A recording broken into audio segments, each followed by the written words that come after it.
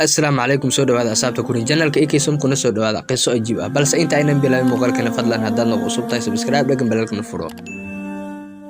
oday duqa ayaa waxa uu la noolaa wiilkiisa iyo gabadh uu sadaq u yahay iyo unug yar oo awoowe u ahaa odaygu waxa uu ahaa nin da'diisu ay aad u weyneyd gaamihiisana way jireynayeen aragga hindhihiisa aad bay u liiteen talaabadana way dhibaysay markuu cuntada u naayo ama uu abayo biyaha inta badan waxa uu ku daadin jiray miiska cuntada lagu cuno awoodda gaamihiisa oo aad u liitay darteed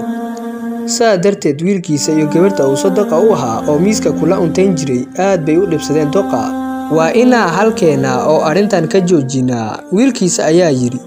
wiilkiisa iyo gabadha uu sadaqa u ahaa waxay u diyaariyeen miis yar oo gooni looga bixiyo cuntadiisa si uusan u dhibin mar dambe xilli intooda kalena ay ku raahaysanayaan miiskii weynaa ee raashinka sidoo kale markaana waxay u hagaajiyeen baaquli dhoob ah si uusan mar kale u jabinin alaab dambe markii ay fiirinayaan odayga dhinaciisa mararka qaar hindhihiisa waxa ka muuqatay murug wuxuuna dareemayay in gooni loo takooray unugii yaraa uu awowga u ahaa xaaladda oo dhan hindhaha ayuu ka fiirinayay wax walbana wuu dareemayay habeenkii dambe iyadoo ashada loo fadhiyo ayaa wiilkii yaraa aad u mashquulay isagoo miiska hoostiisa ku jira alaabna ku ciyaaraya aabihiis ayuu u weydiiyey si degan oo yiri aabbo maxaa kuga dhacay oo ku mashquulsan tahay